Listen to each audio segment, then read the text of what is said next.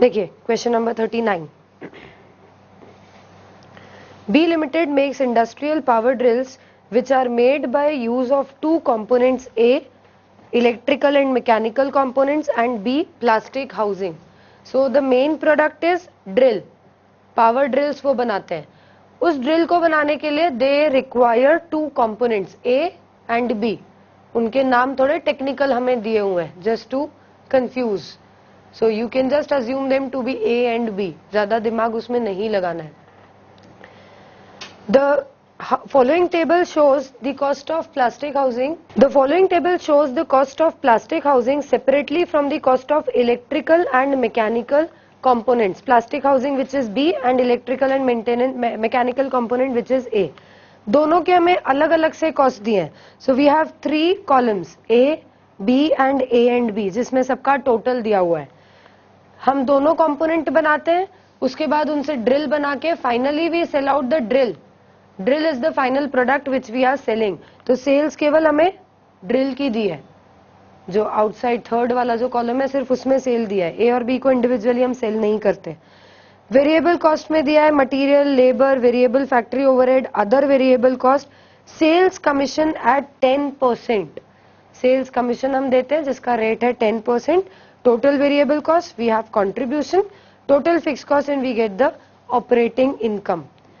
Answer the following questions independently. Independently you have to answer. मतलब ये तीन ऐसा नहीं है कि तीन अलग अलग प्रपोजल दिए and you have to choose for the best one. Unlike other questions where you were evaluating different proposals and choosing the best one, अभी आपको तीनों का आंसर अलग अलग से देना है. A में आपको एक प्रपोजल दिया है, should it be accepted or not.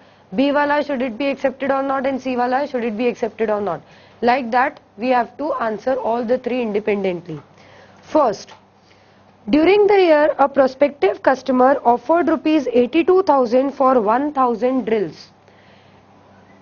पूरे साल में नेक्स्ट ईयर में हमें बोला गया है एक प्रोस्पेक्टिव कस्टमर है जो 1000 ड्रिल्स खरीदने के लिए तैयार है, बट टोटल उसके लिए वो पे करेगा 82,000 rupees. That means 82 rupees per drill. जो एक्चुअल सेलिंग प्राइस हमारा 100 रुपीज पर ड्रिल है, he is ready to pay only 82 rupees. The drills would be manufactured in addition to the 1 lakh unit sold. जो 1 lakh units हम बेच रहे हैं वो तो एज इट इज हम बेचते रहेंगे, उनमें से 1000 यूनिट्स नहीं है. These 1000 units will be in addition to this 1 lakh. B Limited would pay the regular sales commission rate on the 1000 drills. Sales commission का जो रेट है दैट विल बी मेंटेन्ड. मतलब 10% से ही हम कमीशन देंगे.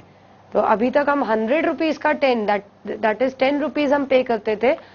इन this special case we will pay 82 rupees का 10%, that is 8.2 rupees as sales commission. The chairman rejected the order because it was below our cost. Chairman के हिसाब से ये जो ऑफर है ये हमारे कॉस्ट से भी कम है. That is why they had rejected this offer. Calculate operating income of B Limited if it accepts the offer. If B Limited accepts this offer, उसका overall income कितना? Second, so you have to find this independently. ये first question हो गया आपका. Second question, a supplier offers to manufacture the yearly supply of 1 lakh units plastic housing component which was B, जो हमारा component B था. एक supplier है जो हमें कंपोनेंट बी बेचने के लिए तैयार है. 1 लाख यूनिट्स वो हमें बेच सकता है उस कंपोनेंट के for rupees 13.5 each. 13.5 rupees each के हिसाब से it can sell us these components. Assume that B Limited would avoid rupees 3,50,000 of the cost assigned to plastic housing if it purchases.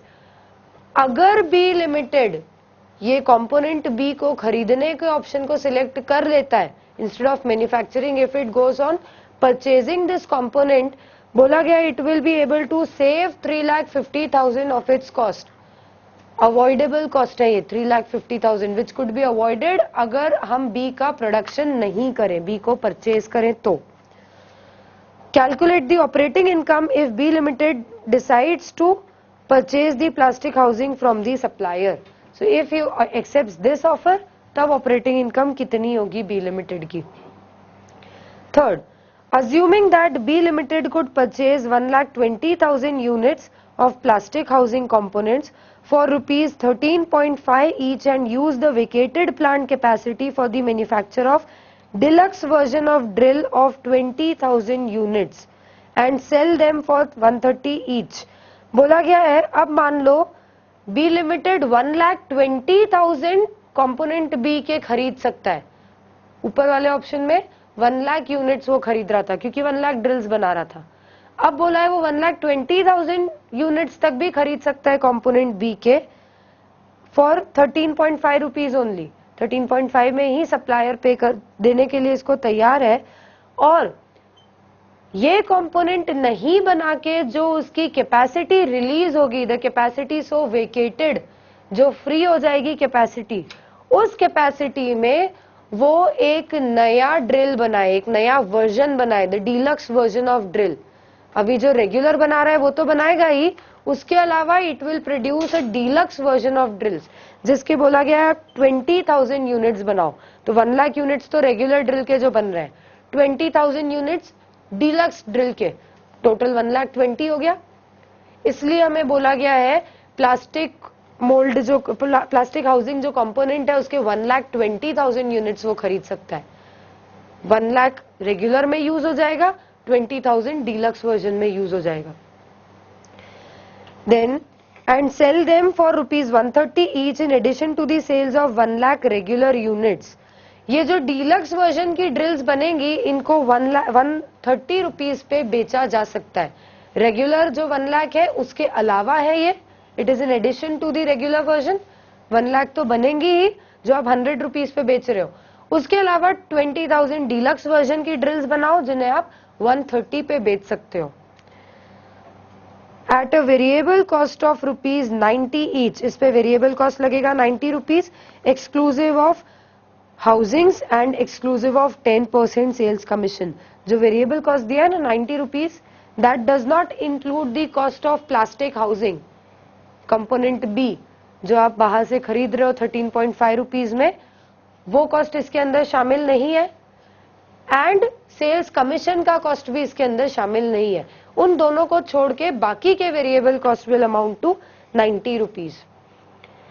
All the fixed costs pertaining to the plastic housing would continue because these costs are related to the manufacturing facilities primarily used. बोला है plastic housing से related जितने भी fix cost है component B से related वो सारे continue हम करते रहेंगे. जैसे इसके पहले वाले ऑप्शन में सेकेंड ऑल्टरनेटिव में हमें दिया था you can save upon 3,50,000 rupees of those cost, वो अवॉइडेबल थे अगर आप बी को बाहर से खरीदते हो तो. अब बोला गया है क्योंकि बी की फैसिलिटीज तो आप यूज कर रहे हो ना, आप भले बी खुद मैन्युफैक्चर नहीं कर रहे बट उसकी जगह आप डीलक्स ड्रिल्स बना रहे हो.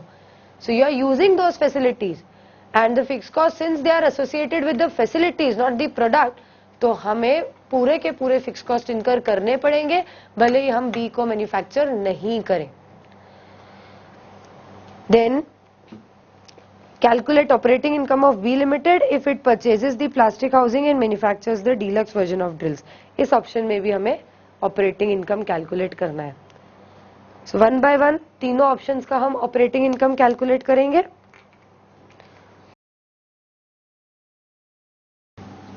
क्वेश्चन में कोई doubt in any point? The first alternative.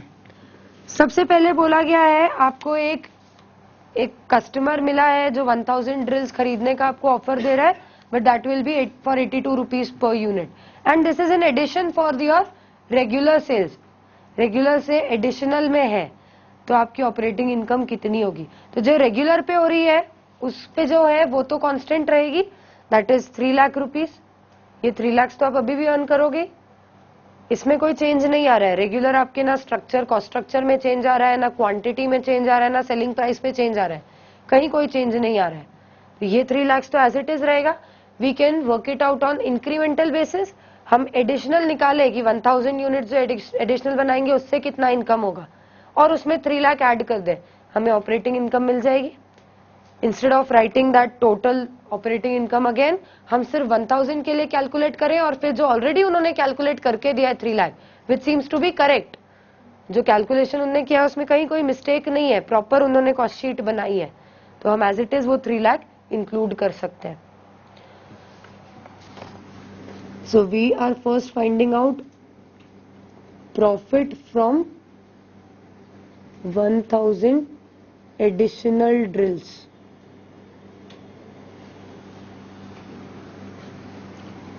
Selling price per unit है इन ड्रिल्स का 82 रुपीज, या अगर हम टोटल में वर्कआउट करें, क्योंकि बाकी सब कुछ हमें पर यूनिट में तो नहीं दिए हुए हैं, so we can work out in total only.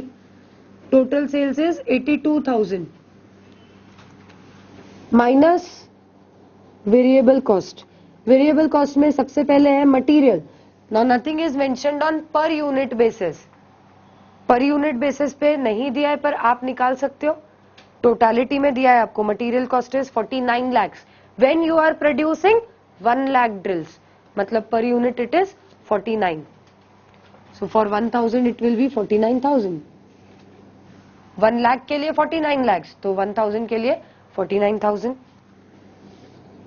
Variable cost, variable labour cost again 1 lakh के लिए the labour cost is 7 lakh, तो 1000 यूनिट्स के लिए it will B 7,000. Variable factory overheads. Factory overheads for 1 lakh units it was 3 lakh, तो for 1000 units it will B 3000. इसमें भी क्या calculate करना पड़ रहा है आपको? अदर वेरिएबल कॉस्ट 1 lakh के लिए 1 lakh, तो 1000 के लिए 1000. Sales commission, now sales commission will change. बोला है आपको सेल्स कमीशन का रेट मेंटेन करना है. The rate is 10%. जो आपको ऑलरेडी दिया हुआ है दैट इज 10% ऑफ 100 रुपीज. जब सेलिंग प्राइस 100 रुपीज था तब 10% मतलब 10 रुपीज. अब आपका सेलिंग प्राइस चेंज हो गया है, नाउ इट इज 82 रुपीज, तो अकॉर्डिंगली आपका सेल्स कमीशन भी चेंज होगा. Sales commission at the rate of 10%. Sales का 10% that is 8200 will be the sales commission.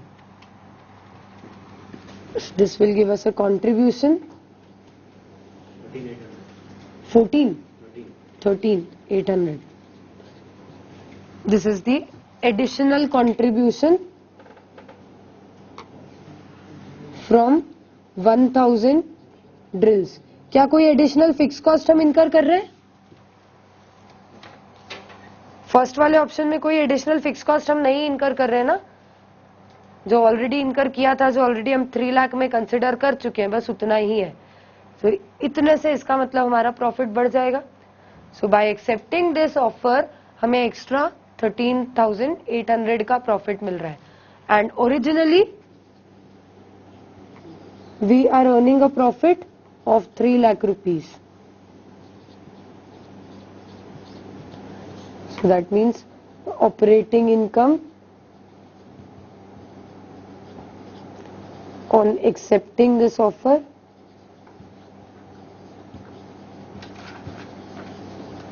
will be 3,13,800 rupees. आपको डिसीजन नहीं लेना है, आपको सिर्फ ऑपरेटिंग इनकम्स कैलकुलेट करनी है. So this is the operating income.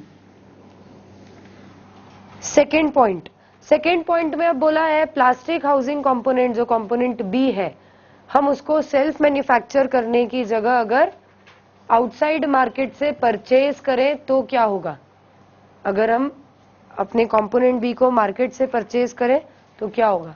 So in that case आपके कंपोनेंट बी से रिलेटेड कोई भी वेरिएबल कॉस्ट नहीं लगेंगे. जो ओरिजिनली आपको इनकर कर रहे हो 5 lakh, 3 lakh, 2 lakh material, labour, variable overheads, वो सब कुछ भी नहीं लगेंगे. You will be able to save upon all of them. उसकी जगह आपको कॉस्ट लगेगा केवल purchase cost, which will be 13.5 rupees per unit. आपका एडिशनल कॉस्ट हो जाएगा 13.5 रुपीज पर यूनिट. तो अब क्योंकि ओरिजिनल भी आपका स्ट्रक्चर चेंज हो रहा है, it's better to calculate on totality. Total operating income तो हमें निकालना ही है। अगर डिसीजन मेकिंग होता ना तो हम इंक्रीमेंटल बेसिस पे करके डिसीजन दे देते हैं, पर हमसे डिसीजन मेकिंग नहीं पूछा है, हमें फाइंड करना है operating income of B limited, मतलब टोटल इनकम हमें निकालनी है। इस ऑप्शन में 3 लाख फिक्स इनकम थी, उसमें कोई चेंज नहीं हो रहा था, तो हमने उसको एज इट इज छोड़ दिया, सिर्फ एडिशनल वाली इनकम निकाल के उसको लास्ट में ऐड कर दिया। बट अब इस ऑप्शन में जो सेकेंड वाला ऑप्शन है, वहां पर आपका कंपोनेंट बी से रिलेटेड सारी चीजों में चेंजेस आ रहे हैं, entire cost structures are changing, तो हमारा ये 3 लाख भी फिक्स नहीं है, ये 3 लाख ही चेंज हो चुका है। So it's better to work upon in totality.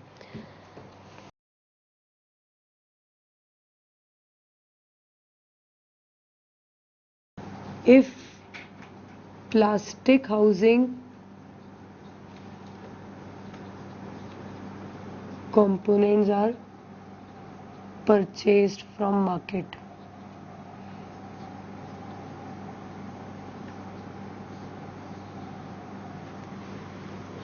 अगर हम प्लास्टिक हाउसिंग कंपोनेंट्स को मार्केट से खरीदते हैं,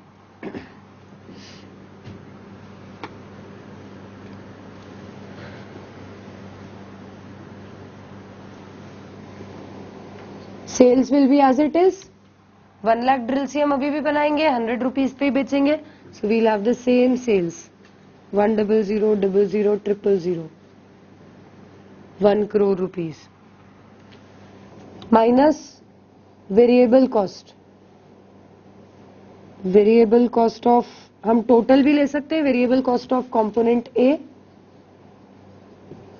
इंडिविजुअल एक एक दिखाने की जरूरत नहीं है, ए में जितना भी कॉस्ट लगा है 60 लाख वो एज इट इज ही रहेगा, सिर्फ एक सेल्स कमीशन है जो चेंज हो सकता है, पर यहाँ पर सेलिंग प्राइस भी उतना ही है, सेल्स उतना ही है, तो वो भी सेम ही रहेगा। तो कंपोनेंट ए से related the variable cost will be same 60 lakh. For component B, component B में केवल वेरिएबल कॉस्ट आएगा हमारा परचेज कॉस्ट, ये जो दिए हुए हैं कॉस्ट ये कुछ भी नहीं एप्लीकेबल होंगे, we will only have one purchase cost at the rate of 13.5 rupees.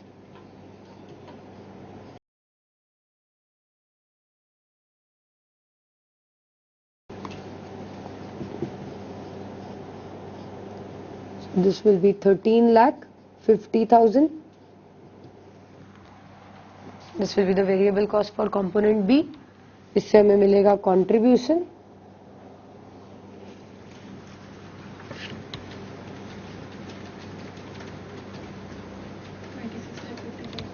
$26,50,000, ये कंट्रीब्यूशन माइनस फिक्स कॉस्ट। अब क्या बोला गया है, अगर आप परचेज का ऑप्शन सिलेक्ट करते हो तो आप बी के 3,50,000 के जितने फिक्स कॉस्ट को अवॉइड कर सकते हो। दैट मीन्स अब हमारे फिक्स कॉस्ट कितने लगेंगे, तो ए से रिलेटेड तो पूरे ही लगेंगे 22,20,000, ये तो लगना ही है। बी से रिलेटेड हम ऑलरेडी 4,80,000 इनकर कर रहे थे, उसमें से 3,50,000 we can avoid, so we will have to incur net 1,30,000 fixed cost for component B or division B. This will give us the profit या operating income.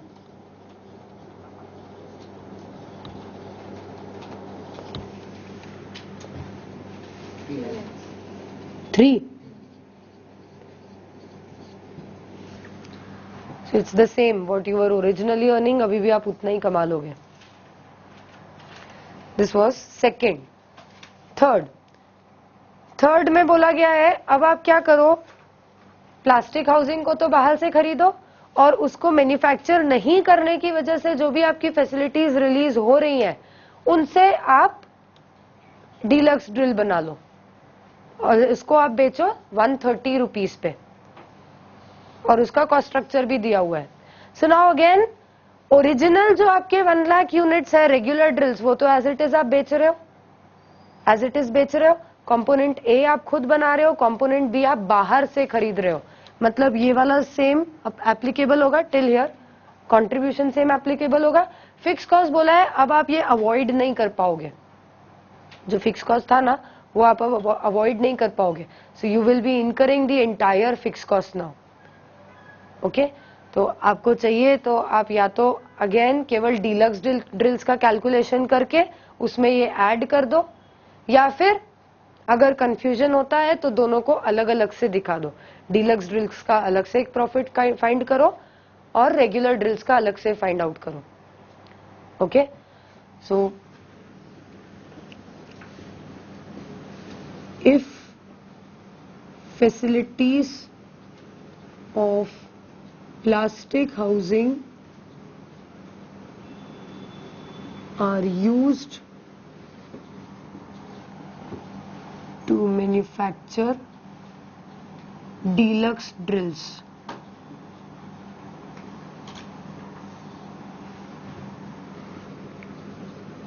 contribution from regular drills, it will be the same as this one, 26 lakh 50। Regular drill से हमें contribution मिलेगा 26 लाख 50,000, ये इतना ही रहेगा from 2। Regular drills के 1 लाख ही units हम बेचेंगे। कंपोनेंट ए जैसा बन रहा है वैसा का वैसा ही बनेगा, कंपोनेंट बी हम बाहर से खरीदेंगे, so it will be the same. Then we will find out contribution from deluxe drills, ये हमें कैलकुलेट करना पड़ेगा।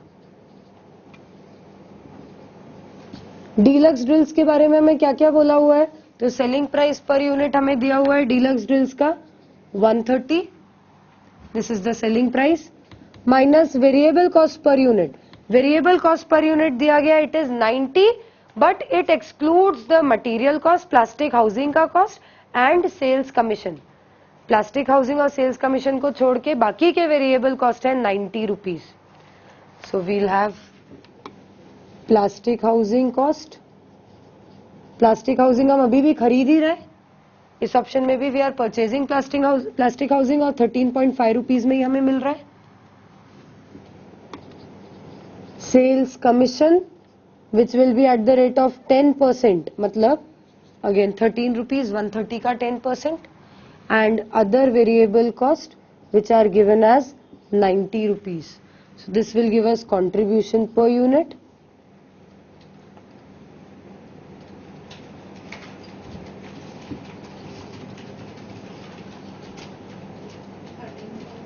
$13.5. The contribution per unit shall be 13.5. And total 20,000 deluxe drills we are manufacturing. So we can say the total contribution from deluxe drills will be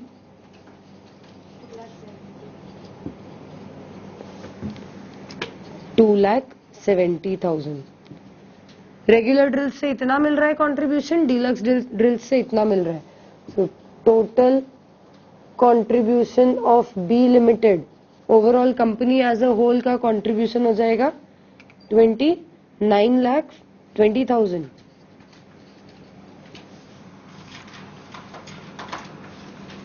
minus fixed cost. अब fix cost बोला है, जो पहले लग रहे थे वही के वही अभी भी लगेंगे, there will be no change in fix cost. तो पहले हमारे टोटल फिक्स कॉस्ट लग रहे थे 27 lakhs, even now we will be incurring fix cost of 27 lakhs। So our operating income in this option shall be 2,20,000।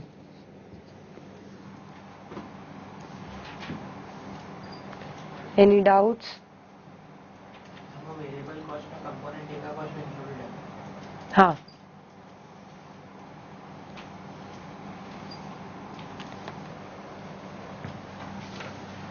write this